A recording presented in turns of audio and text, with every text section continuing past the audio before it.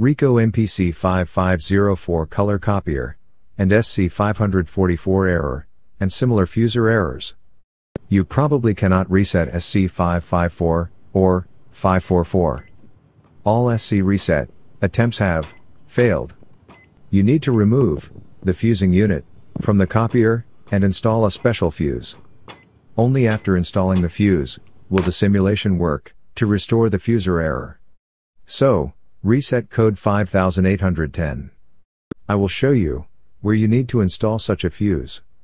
The working name of this item is Pico Fuse.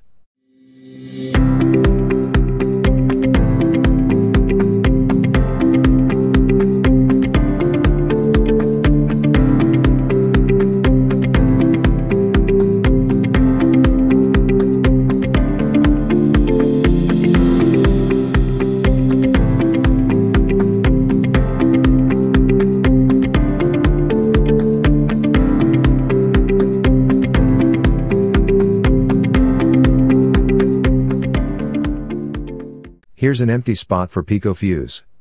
If there is already a fuse at this point, it means that the machine has been reset before. In this case, you have to remove the old fuse and install a new one.